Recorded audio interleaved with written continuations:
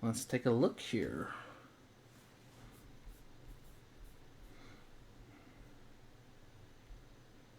Whoops.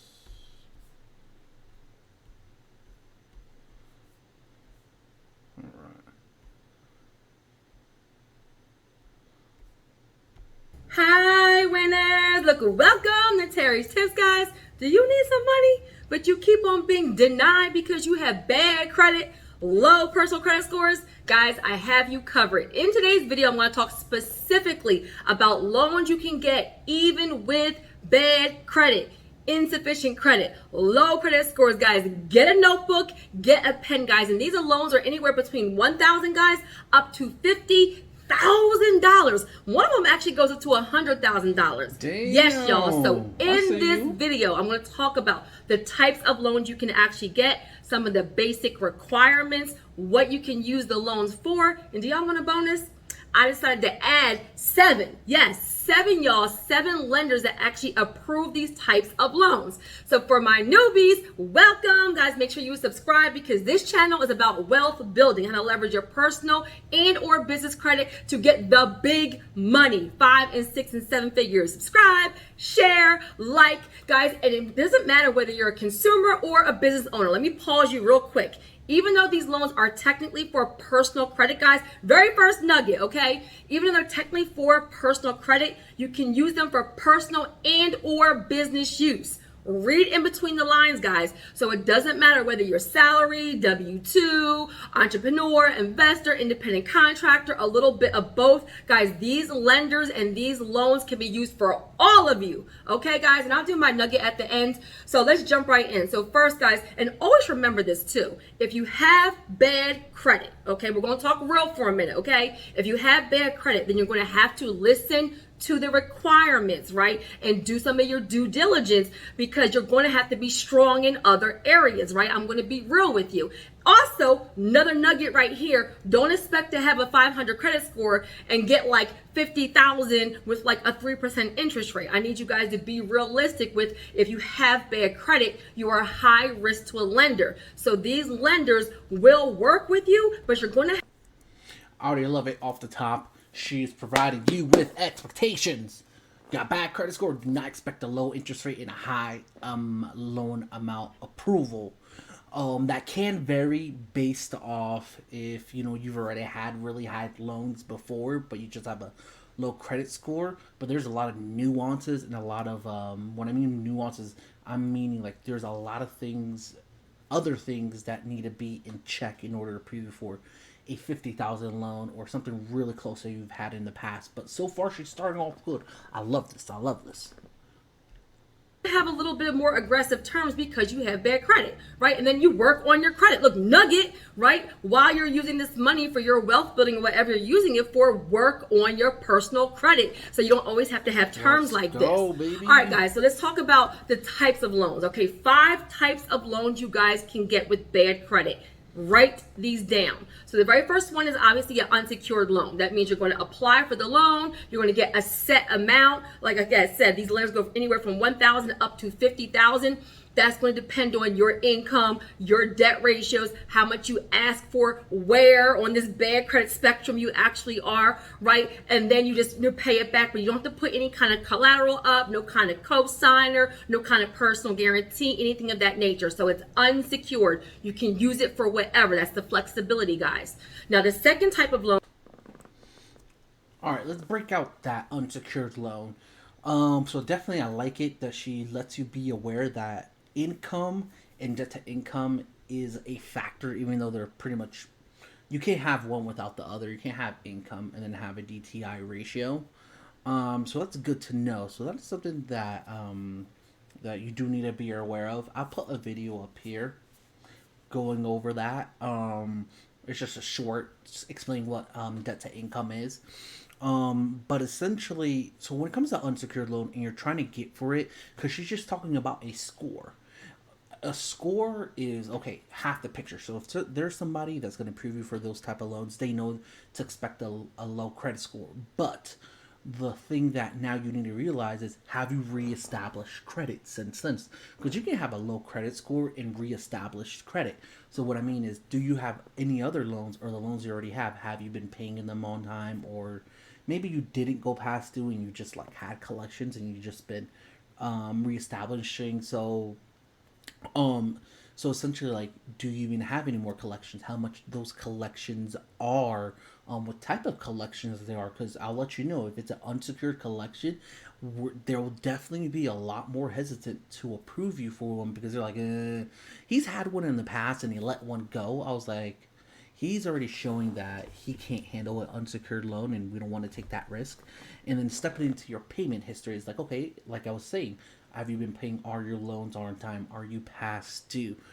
Your credit cards, how much utilization are you are overall? How much unsecured debt that you have? So like the unsecured loan she was talking about, that counts as unsecured debt. Credit cards also, even ones that you have towards as credit cards. So like if you have one towards like Dillard's or Best Buy, those still count as unsecured credit. Anything else? How many accounts have you already opened recently? Your inquiries, have you been aggressively applying and then you're just not getting approved for that? So there's a lot of stuff that goes into approving somebody with bad credit, because the last thing you want to do is give them a loan and they're just not learning their lesson, and they end up just not paying the lender back and charging off the loan. So that's one thing about unsecured to go ahead and be aware. So let's hop into the second one here. Loan, guys, is a secured loan. So this is where they're going to ask you to put up something, and what that something can be, it is going to vary. Sometimes they ask you on these applications what kind of assets, what kind of collateral you have, and maybe like your 222 shaky, or maybe your income is shaky, or maybe your debt ratios are shaky. So they'll say, well, we'll work with you, but we won't give it to you unsecured. We need something to secure it with, right? And that could be any kind of asset. And then obviously you pay the loan back and everything is fine. But if you don't pay it back, y'all, then they can actually, keep that asset or go after your assets. Okay. Now the third type, right, is a home equity line, or like a home equity line of credit, or a HELOC, right? Now, guys, even though this is kind of, they are saying like, this is kind of for bad credit, like you still want to be, you have to be kind of like in the mid six, especially in this climate, right? We're in August 2022. You really do need to be like at least like a 630, 650 to even try to do a lot of the home equity lines or the HELOCs. But it's included in here because, guys, that term bad credit, like some lenders think a 680 is bad, right? So that means that they're approving you at a 650, they're still considering that like a subprime loan, okay? So home equity line, HELOCs, that falls into like the type of loans you guys can get with kind of bad credit. Sometimes because you have the equity, you're not taking the full amount, that can actually help you get approved. All right, so the next kind, guys, and these two, I'm gonna lump them together. So I said unsecured loans, secured loans, HELOCs, home equity lines, and these last two I'm gonna lump them together: payday loans and car title loans. Guys, now I'm just gonna be honest. Even though I'm going to give you all the types, right, I don't recommend them because the terms are super, super aggressive. Now, if you have a dire emergency and you just need the money, then you do what you have to do. But pay it back as quickly as possible, right, and definitely don't default. But if you own a car, you have a car title, then you can put the car title up for it. That's a different kind of loan than collateral, because collateral is more broad. They'll kind of use equipment. Sometimes they'll use stocks, bonds. Sometimes they'll use 401k. Sometimes if you own property, all kinds of things. Whereas a title loan is specifically for car title. All right, let me explain a little bit more of the collateral that she was saying. So like 401k, stocks, and bonds, those are not really as traditional routes that like me and you would go apply. So a secured collateral would be like a car, like you stated, a motorcycle, a boat, a ATV, also a jet ski can go ahead and be used as collateral. And then if you have like a CD, certificate of deposit, a secured loan, you can always get a loan against the certificate of deposit. So those are more of like common type of loans that people will get. Not really like into stocks. That's a different type of underwriting that doesn't really fall under consumer, but it can be a consumer.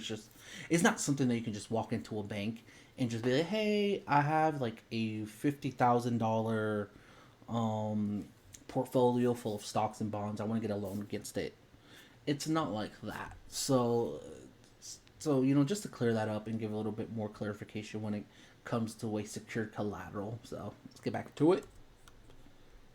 Titles, and they can be more aggressive. Now, I will say this, guys, the 7 lenders that I'm outlining aren't as aggressive as some of the other lenders that are out on the market, but you're still going to have higher terms, right? And the payday loans, same thing, like super aggressive terms, dire emergency, okay? So those are the 5 types of loans. Now, guys, this part, write this down, what you can use the loans for, because it's huge variety. Right now, I want you guys to be strategic when you're filling out the application about your reason why, even for personal, guys. So I wrote them down. So you can use them for moving, for debt consolidation, for medical expenses, a medical emergency, for weddings, for fertility, guys, right? So fertility, people are going through it, and God bless you if you're going through something like that. You have fertility issues. It could be super expensive. Sometimes everything isn't covered by insurance. So you can actually use a loan like this for that.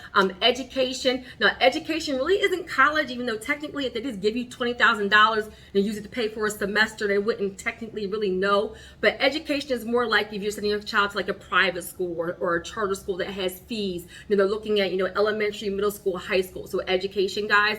Adoption, motorcycles, RVs, home improvements, landscaping, even solar, guys, right? So this is where, sometimes those solar panels and all those things on houses can be energy efficient. So you guys are kind of being strategic, but you can't pay for it all. You can use some of these loans for that. Auto refinance, and also for like a newer used car, refinancing a car. So a bunch of different varieties, right? I gave you guys, I hope I gave you guys a bunch of different items. And obviously, guys, to grow a business, marketing type of things, but you still have to be strategic about the reason. Let me give some clarification about moving expenses. If you're getting a loan for moving expenses, be very aware. So like if you're moving within your city, or within the state that you live, that makes sense. But if you're moving out of state, there's going to be maybe more qualifications or more conditions that you need to meet for the loan in order to get approved for that loan. Like one of them would be like, okay, well, if you're moving out of state, are you still going to have the same job? That's something very important. That's very important to an underwriter, because we're like, okay, well, we don't want to give you this loan and then we don't get paid back because you don't have a job. So like that's something to pay attention to. And then also, what I was going to mention about the moving expenses, like if you're outside of like the footprint, so essentially like if you're outside of the area of where the lenders can go ahead and lend money, you can get declined from that loan. I would decline tons of loans that people would be outside of the bank's footprint. So let's see if there was like a bank in California, but you're moving to let's say Philadelphia, and then the bank only resides in California. They're not going to approve you for that because you're outside of their footprint of where they can go ahead and review your application, because they have to follow guidelines and regulations and laws and all that blah blah blah stuff. So that is something to know about like moving when you're getting a loan. So just be very wary about that. That would work in a case like Wells Fargo. Wells Fargo is kind of everywhere. So is the Bank of America, Citigroup, other banks that are around the nationwide. So yeah, so I would be very precautious. If you're gonna apply for those type of loans, make sure that your state that you're moving to offers that bank is somewhere within there. So let's get back to it. Why you're asking for the money, guys. When I give you these lenders, and depending on when you're watching this video, guys, I'll go back into the description and put the actual companies and links, guys. Before you apply, click on the links and look for the different allowable types of uses. I said 7 lenders. That means that they are going to vary as far as what they consider to be bad credit, how fast they'll fund you, and what the uses are. So pay attention to what you're actually applying for. Now, I will also say this nugget right here, guys. Even if you file bankruptcy, yes, y'all, even if you file bankruptcy, some of these lenders will actually approve you 12 months after like a discharge or dismissal. The industry standard is usually that you can get approved like 24 months, but just keep that in mind. That's why these lenders I'm outlining specifically are for, kind of bad credit or kind of rebuilding your credit. All right, guys. Now, what I want to talk about, some of the pros and cons. Let me just add this real quick for you guys. So, most of these companies are online lenders, right? So they're going to be way better than the traditional banks. They're going to be, fund faster, less documentation, way less lenient, kind of requirements to actually approve you. However, they're going to obviously have sometimes loan origination fees, higher interest rates. It's because you have bad credit. You kind of get what you actually can get, use it wisely, pay it back. That can actually even help you kind of grow your credit score also. The other thing I want to say is that they'll fund very fast, high rates. I think that was it. Oh, and a fast decision. So many of these lenders, guys, they have like a 3-part decision process, meaning like you literally apply, you fill out an application, do your documentation, and you get funded super, super quickly. Now, mind you, some of them, I wrote them down. Some go up to $35,000, most go up to $50,000, and one of them actually goes up to $100,000. And one of them actually had on their website, sometimes they'll kind of vary. It will say personal loan, auto loan refinance, or small business loan. So because these are online lenders and not traditional banks, guys, they have more flexibility. What I want to say to all of you, okay, is when you're going to the websites, guys, I take the time to put the information in the description of the video. Nugget. Guys, always go to the description of my video. That's where I put links for any of my programs that do strategy sessions. If I talk about lenders or email, I always put it in the description of the video. Okay, guys? So when I'm doing that, some of these companies actually will do a what? A pre-qualification. That means they'll do the preliminary application as a soft pull, guys. And then if you get approved, you can move forward. If you don't get approved, guys, stop right there. So nugget. Pull your credit reports before you apply for these loans. Second nugget, when you're applying, so I'm outlining 7. Guys, when you're applying for the items, look before you click the little button to get started. If it's going to be a soft inquiry, it will say apply now with no impact to your credit, or no hard inquiry, or soft pull, or get a decision without impacting your credit score. It will say something of that nature. That means it's a soft pull preliminary, but then when you do an actual application, that's when they do the hard pull to kind of pull everything, okay? So you can be wise, right? I think there's like 5 of them that actually do the soft pull, so you guys can like be strategic about applying for those items and only moving forward if you actually get approved. Now, for qualifications, guys, one of the lenders even says you only have to have a 300 and above. I was like, I don't even know if I believe that. I'm gonna be real with y'all, right? But a 500 to 600, they'll approve. Obviously, the higher your score, the better terms and more money, guys. If you can do a couple of things, delete some inquiries, delete some, dispute some medical bills, things of that nature, then do that so you guys can get more money. Pause. Guys, you can schedule a strategy session with a board certified credit consultant on my team. Let's talk about that. Okay, so if a lender was going to give somebody that has a 300 credit score a loan, most likely they maybe don't have any credit. Let me see. Maybe they're still new to credit. I was like, it's very rare for me to have seen like a 300 credit score, so I don't know. So maybe she is right that there is it, because I'm like, normally you would be at really that low for just having late pays and having collections, maybe filing bankruptcy, like those things I can see it taking you down to a 300. So I was like, there isn't really going to be anything like, oh God, like, yeah. And then her talking about like the credit scores, only because you have a high credit score doesn't mean you're going to be able to get approved for more money. Like, it takes credit experience in order for you to get approved for these high loans. So if you've only ever had a $10,000 loan, don't expect to jump to a 35, a 45, or $50,000, or even $100,000 loan. Like, you have to make your way up. That's like someone applying for a CEO position that's never had any experience being a CEO. Like, at first you have to like be associate, be a manager, be a VP, and then be maybe a regional VP, and then be within the executives, and then work your way up to being a CEO. Like, it takes levels before you can just hop in and just be just get a CEO job.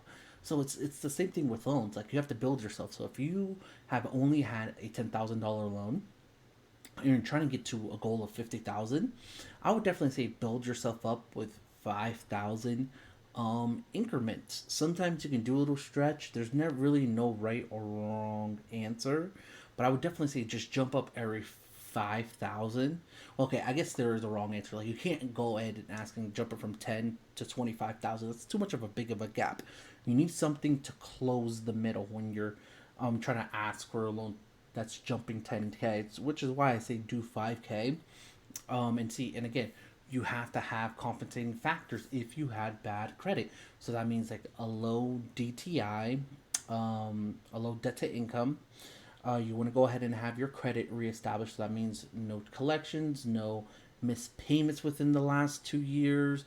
Also, not being currently past due, not having a lot of high credit utilization, being stable with your job. So not switching a lot of jobs, because stability is very important for us. We want to make sure that, and I was like, you're getting money consistent. And if you're just jumping around from like being at one place for a year, then another place 6 months, and then another place 7 months, like that looks really bad. So yeah, so it's like those are things that you can go ahead and be looking into, so you can go ahead and just have compensating factors. So yeah, let's go ahead and hop into the video. We're almost done here. And we will do a one-on-one hour with you and tell you exactly what you need specifically for your reports. I think, who was it? Shout out to Marshall. He just did one like a couple of weeks ago and got 52 points in like 2 weeks. Yes, y'all, my team are beast. Okay, so information in the description of the video, and I have a bunch of free videos on my YouTube, guys, about how you guys can actually repair your credit on your own. So they're going to obviously, so requirements, guys, write these down. They're obviously going to need your ID. They need to verify who you are, right? Especially because you're doing an online application, not walking into a bank. Now make sure all of your information on your ID matches your credit reports. Now pause. Some of y'all get denied right there because your credit report has one address and you're submitting an ID that has something else. Then y'all be in my comments in my videos saying, I can't get no money, and it's not even your credit. It's because your stuff doesn't match. So check that. So ID. A big thing, guys, is income, especially. I've never declined nobody for an. Okay, that's a lot. I've declined somebody for an address, but it would be like, let's see if they were applying for the bank that I was working for, but they lived like in Guam, which is a U.S. territory, or the Virgin Islands, which is also a U.S. territory. Things like that. Yeah, like we'll decline your address if those are in those instances. Sometimes also if we don't have footprint within like the Indian reservation, like that's also a thing too. So it's like I can see that, but just common, like, because let's say if you were off by a number, we won't decline somebody. We're like, oh, okay, provide a proof, not provide a proof, but provide, well, maybe with those lenders, since they're bad credit, yeah, most likely they'll want proof of address. So they may ask that, or they just may go ahead and ask, oh, okay, can you have them verify his address? Looks like there's just not a mismatch. So things like that. Maybe if you miss like an apartment number, that'll happen. Maybe you put street instead of drive, or park place instead of boulevard. So it's just like things like that. But just as like a normal as a normal thing for underwriter to decline, yeah, that's not. I don't know what she's talking about. So that's very interesting. But I do want to give her props for offering credit consultation. I think it's really great. She's trying to help. A little, her information is a little shaky, so I'm not too sure. But yeah, I'm definitely gonna give her props for that. She offers that. She has board certified credit counselors, which is really great. I used to be a certified credit counselor, so I definitely understand that aspect. So let's get back into the video. If you have bad credit, you're going to need to have verifiable income, pay stubs, W-2s. If you're self-employed, bank statements, possibly taxes. You must have verifiable income because they want to know that you have the ability to pay it back. Obviously, the credit scores between 500 and 600. Some say down to 300, but if you could be like a 600 to 650, you're going to have way better chance of getting approved for more money faster. You have to have a valid email, valid checking account, bankruptcy is at least 12 months old, no public records in the last 12 months. And I think that's like mostly about it, guys. As I said, check your reports before you actually apply, and write this down. So the 7 lenders, let me give them to you real quick. So the very first one is Lightstream. I'll put it in the description of the video. Lightstream. The next Wow, is that it? So I think right now she's gonna go over the lenders, which again, we don't need to watch that. Like, if you want anything, just go in the description and find that out. Like, the only important, like, the only important information that I think she made that was very crucial is your income and your debt to income. Like, she presented the credit score. I know some lenders will say, hey, you need a credit score, but also it's like it really depends on the type of credit score that you use. Because I'm about to give you here some advice on credit scores. So have you ever ran into an issue? You're like, well, like my credit score says 700, but the lender is saying, well, we see 650. So there's like a discrepancy between what you see on your credit reports. So I'm gonna give you here a secret of how to know what kind of lender, what kind of credit score they use, and this is something for you to ask them. These are the additional FICO scores that mortgages use. So okay, so you have credit cards, auto, and then you have mortgages. So the ones that they use is one called FICO Score 2. That is a type of credit of credit score that they use. So essentially, how I back this information up. So I have a credit report here to show you. All right, bam. So if we zoom in, this is a credit report I was able to find. So if you look right here, it says credit Experian Fair Isaac version 2. You look at the Experian FICO score 2. Those are one of the same. So when you have those discrepancies of the credit score, is because of who they were pulling for. So again, you want to ask them like, okay, if you're applying for an auto loan, okay, are you pulling my FICO auto score 8 or auto score 2? So it's just about knowing. So that's the thing about that. And yeah, I was like, trust me, I am the living proof of underwriting. Like, I have access to this information that can go ahead and help you and move forward. So yeah, so like when it comes to her when it comes to like the high score, it may not always be the case in this. So let's go ahead